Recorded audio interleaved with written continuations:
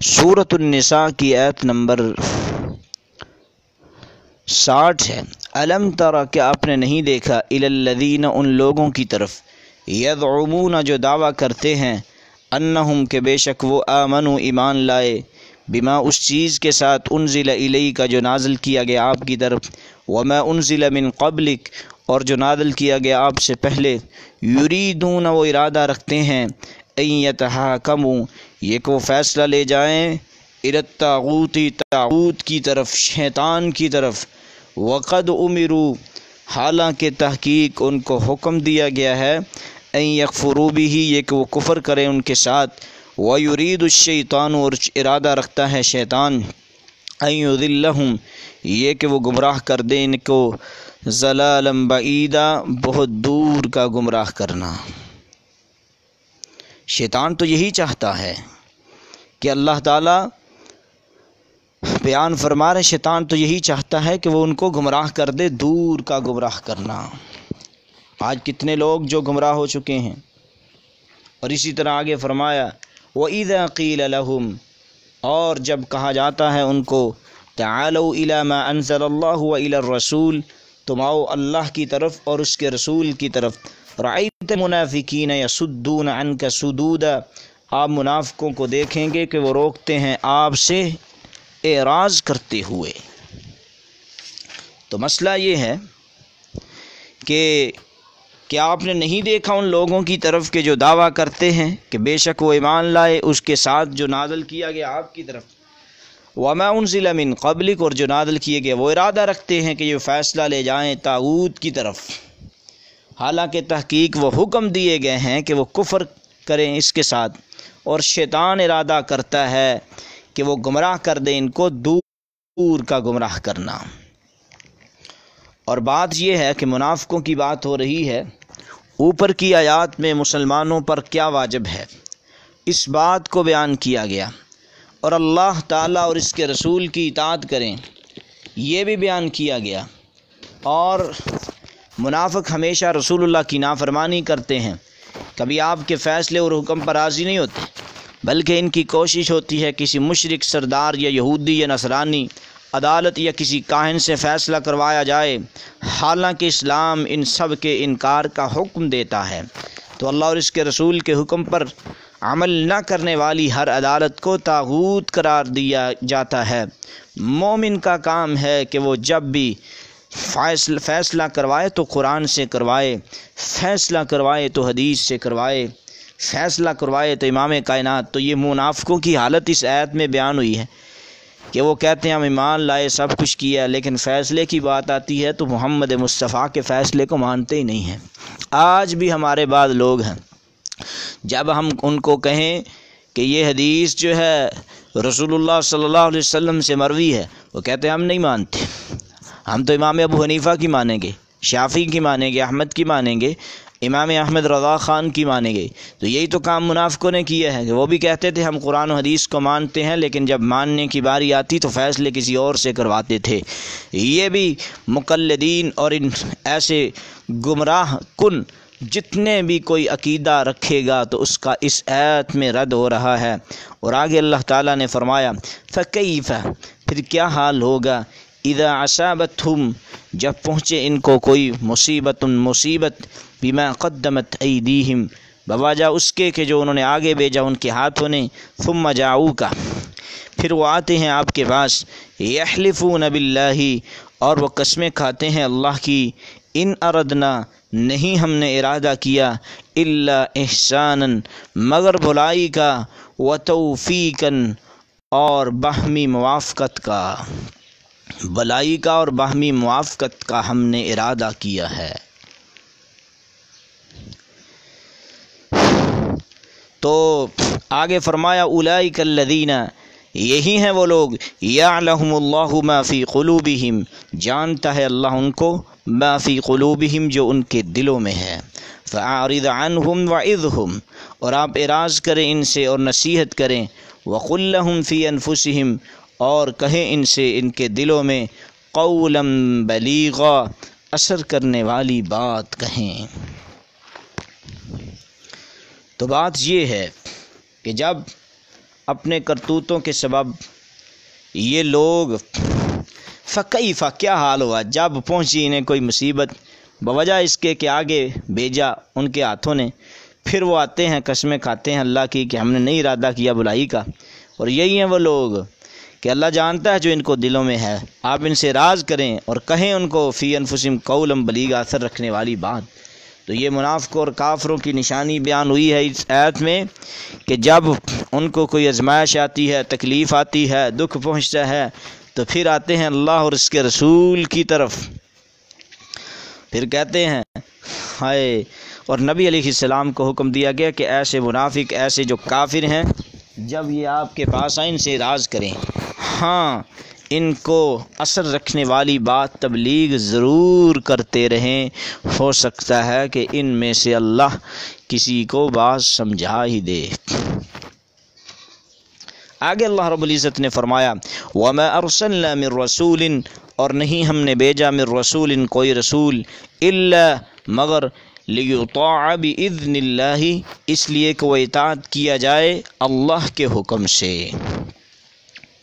وَلَوْ أَنَّهُمْ، اور بے شک وہ لوگ، اِذْ ظَلَمُوا، جب انہوں نے ظلم کیا، انفسہم اپنی جانوں پر، جاؤوک، وہ آتے ہیں آپ کے پاس، فاستغفروا اللہ، پھر وہ معافی مانگتے ہیں اللہ سے، واستغفر لہم الرسول، اور معافی مانگتا ہے ان کے لیے ان کا رسول بھی، لوجدوا اللہ توابا رحیما، تو یقیناً وہ پاتے ہیں اللہ کو بہت زیادہ توبہ قبول کرنے والا، رحیماً، اور بہت زیادہ نہایت رحم والا، بہت زیادہ توبہ قبول کرنے والا اور بہت زیادہ رحم کرنے والا۔ اللہ رب العزت نے آگے قرآن مجید میں فرمایا، پہلی بات تو یہ ہے کہ جتنے بھی اللہ نے رسول بھیجے ہیں ان کا مقصد صرف اور صرف یہی ہوتا ہے کہ ان کی اطاعت کی جائے،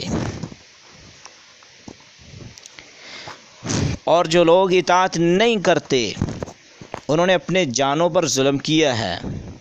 اور ٹھیک ہے اگر اطاعت نہیں کی،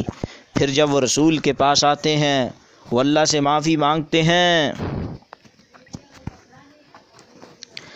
تو اور اس کا رسول بھی ان کے لیے معافی مانگتا ہے، تو اللہ تعالیٰ ایسے لوگوں کو معاف کر دیتے ہیں۔ تو اطاعت کی دوبارہ پھر اللہ تعالیٰ نے ترغیب دی ہے، اور اپنی جان پر ظلم کرنے کے بعد رسول کے پاس آنا، آپ سے استغفار کرنا۔ امام ابن کثیر رحمۃ اللہ علیہ فرماتے ہیں کہ یہاں ایک بدوی کی ایک آیت نقل کی ہے کہ جس نے رسول اللہ کی قبر کے پاس آ کر یہ آیت پڑھتے ہوئے کچھ شعر پڑھے اور کہا کہ میں اللہ سے استغفار کرتا ہوں، آپ کو سفارشی بناتا ہوں۔ اس پر قبر انور کے پاس بیٹھنے والے ایک شخص نے کہا کہ خواب میں آپ صلی اللہ علیہ وسلم نے مجھ سے فرمایا، اس بدوی کو بخش دیا گیا۔ لیکن یہ ایک آیت ہے جو آیت کی مناسبت سے ذکر کر دی گئی ہے، یہ نہ قرآن مجید کی آیت ہے نہ تفسیر ہے، کچھ بھی نہیں ہے۔ تو یہ اس طرح کی بے سند چیزیں جو ہیں جن کو بیان کیا جاتا ہے، حالانکہ جاؤ کا مطلب اب یہ ہوا کہ جب رسول اللہ زندہ تھے اس وقت صحابہ نبی علیہ السلام کے پاس جاتے تھے، جس طرح کے واقعات موجود ہیں، طہرنی یا رسول اللہ صلی اللہ علیہ وسلم، صحابہ کرام جب نبی علیہ السلام کے پاس آتے اسلام قبول کرنے کے لیے، اس وقت ہی تو بیان ہوا تھا ان الاسلام یہدم ما قبلہ، اسلام ما قبل چیزوں کو مٹا کے رکھ دیتا ہے۔ کہ امام کائنات جناب محمد رسول اللہ صلی اللہ علیہ وسلم نے صحابہ کے لیے بخشش کی دعائیں نہیں کی ہیں بخشش کے لیے دعائیں، تو دوسرا مطلب یہ ہوا کہ نبی کے طریقے کے مطابق آج بھی کوئی دعا کرتا ہے تو اس کا مطلب یہی ہے کہ وہ نبی علیہ السلام سے ہی دعا کروانے والا ہی مفہوم سمجھ سامنے آئے گا۔ تو آگے اللہ فرماتے ہیں فلا وربک لا یؤمنون، بس آپ کے رب کی قسم لا یؤمنون، وہ مومن نہیں ہو سکتے یہاں تک کہ یحکموک، وہ حاکم نہ مان لے آپ کو، فیما ان چیزوں میں، شجر بینہم کے اختلاف ہو جائے ان کا آپس میں، ثم لا یجدوا فی انفسہم، پھر نہ وہ پائیں اپنے دلوں میں، حرجن کوئی تنگی، مما اس سے، قضیت جو آپ فیصلہ کریں، ویسلموا تسلیما،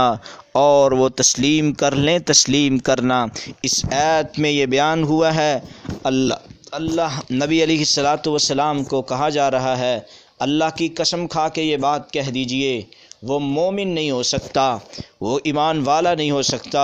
جو امام کائنات جناب محمد رسول اللہ صلی اللہ علیہ وسلم کے فیصلے کو نہیں مانتا۔ جب اختلاف ہو جائے، نبی علیہ الصلاۃ والسلام کی حدیث اس کے سامنے پیش کی جائے، حدیث کو سننے کے بعد، قرآن مجید کی آیت کو سننے کے بعد، محمد مصطفیٰ کے قول سننے کے بعد، محمد مصطفیٰ کے فعل سننے کے بعد، آقا علیہ الصلاۃ والسلام کی عدالت کے بعد کسی اور عدالت سے فیصلہ کرواتا ہے تو وہ سمجھ لے کہ اس کے دل میں ایمان نہیں ہے۔ آقا کی حدیث امام ابو حنیفہ کے مقابلے میں سننے کے بعد، شافعی کے مقابلے میں سننے کے بعد، احمد کے مقابلے میں سننے کے بعد، اسی طرح بخاری کے مقابلے میں سننے کے بعد، جو پھر بھی ابو حنیفہ کی محبت کو آگے کرتا ہے، محمد مصطفیٰ کی بات پر، حدیث پر دل میں کوئی چیز رکھتا ہے، ایسا شخص مومن نہیں ہے۔ ہمارا بریلویوں سے اختلاف، حنفیوں سے اختلاف، شافعیوں سے اختلاف، مالکیوں سے اختلاف صرف اسی وجہ پہ ہے، ہم کہتے ہیں تمہاری وجہ سے پورے ملک پاکستان میں، پوری دنیا میں شرک، پوری دنیا میں بدعت، پوری دنیا میں اسلام کی تبدیلی۔ جب حدیث بیان کریں امام ابو حنیفہ نے ایسے فرمایا ہے، اور تمہاری نجات ابو حنیفہ نے کروانی ہے، اللہ رب العزت نے نجات کروانی ہے۔ آج ہم کہنا چاہتے ہیں مومن وہی ہے جو محمد مصطفیٰ کی جس طرح بات کو آخری بات مانتا ہے، ذات کو آخری ذات مانتا ہے، وہ بات کو بھی آخری۔ اور ختم نبوت کے ڈاکو یہ قادیانی نہیں ہیں، بلکہ وہ بھی ہیں جو نبی کی حدیث کے مقابلے میں ابو حنیفہ کے قول کو پیش کریں۔ اس کا مطلب یہ ہوا انہوں نے نبی کی ذات کے بعد کسی اور ذات کو پیش کیا تو وہ قادیانی بن گئے۔ تو تم نبی کی بات کے بعد کسی اور کی بات کو تسلیم کرو گے تو تم بھی ختم نبوت کے ڈاکو ہو۔ تو آگے اللہ رب العزت اسی بات کی طرف، ولو انا، اور اگرچہ بے شک، کتبنا، ہم فرض کر دیتے ہیں، علیہم، ان پر، ان اقتلوا انفسکم، یہ کہ تم قتل کرو اپنی جانوں کو، او اخرجوا، یا تم نکالو، من دیارکم، اپنے گھروں سے، ما، اللہ اکبر، ما فعلوہ، نہ تو وہ کام کرتے ہیں یہ، الا قلیل منہم، مگر تھوڑے ان میں سے، ولو انہم، اور اگر بے شک وہ فعلوا کر لیتے، ما یوعظون بہ، جو نصیحت کی جاتے ہیں، لکان خیر لہم، تو البتہ بہتر ہوتا ان کے لیے، واشد تثبیت، اور زیادہ ہوتا ثابت قدم رکھنے والا دین میں۔ تو اگر بے شک ہم فرض کر دیتے ان پر کہ تم قتل کرو اپنی جانوں کو، یا تم نکلو اپنے گھروں سے، تو وہ نہ کرتے یہ کام، مگر تھوڑے ہوتے ان میں یہ کام کرنے والے۔ تو اگر وہ کر لیتے جس کی وہ نصیحت کی جاتے ہیں تو ہوتا بہتر ان کے لیے اور ثابت قدم رکھنے کے لحاظ سے۔ تو بات یہ بیان ہو رہی ہے کہ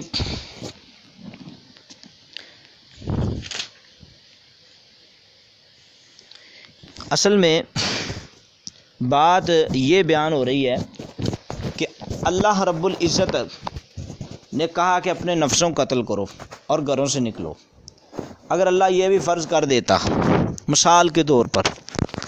تو جنہوں نے نہیں ماننا تھا، لیکن جنہوں نے ماننا تھا نا، انہوں نے یہ بھی مان لینا تھا، انہوں نے اپنے نفسوں کو قتل کر لینا، جنہوں نے ماننا تھا ان کے لیے بہتر ہونا تھا۔ تو یہی بات بیان کر رہے ہیں کہ جتنا مشکل سے مشکل بھی کام ہو نا، تو اللہ رب العزت کی باتوں کو تسلیم ہی کیا جانا چاہیے۔ تو آگے اللہ فرماتے ہیں، وَإِذًا لَآتَيْنَاهُم مِّن لَّدُنَّا، اور تب البتہ ہم دیتے ہیں انہیں من لدنا، اپنی طرف سے، اجرا عظیما، بہت بڑا اجر۔ جنہوں نے ماننا تھا ثابت قدم، پھر ہم نے، اللہ نے اجر ہی دینا تھا۔ وَلَهَدَيْنَاهُمْ صِرَاطًا مُسْتَقِيمًا، اور ضرور ہم چلاتے انہیں سیدھے راستے پر۔ تو سیدھے راستے پر ہی تو انہوں نے چلنا تھا۔ تو اس آیت میں اصل میں ان آیات کا تعلق بھی منافقین سے ہے کہ اگر انہیں اخلاص اور ترک نفاق کی ترغیب دی گئی ہے، یعنی چاہیے تو یہ تھا کہ اللہ کا حکم مانتے اور کسی اور کی بات کو نہ مانتے، تو ابن عاشور فرماتے ہیں کہ میرے خیال میں یہ تمہید ہے جہاد کے ان احکام کی جو ساتھ ہی شروع ہو رہے ہیں، جیسے کہ یا ایھا الذین آمنوا خذوا حذرکم فانفروا ثبات او انفروا جمیعا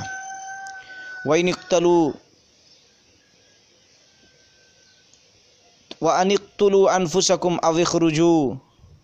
من دیارکم۔ تو وہ کہتے ہیں اس سے مراد بات یہ ہے کہ بات تو خلاصہ یہی ہوا کہ منافقوں کی بات ہو رہی ہے کہ اللہ تعالیٰ اگر ان کو کہیں کہ وہ حکم مانے تو مانیں گے تو اچھے رہیں گے، جنہوں نے نہیں ماننا نہیں ماننا۔ آگے فرمایا وَمَن يُطِعِ اللَّهَ وَالرَّسُولَ، اور جو کوئی اطاعت کرے اللہ کی، والرسول اور اس کے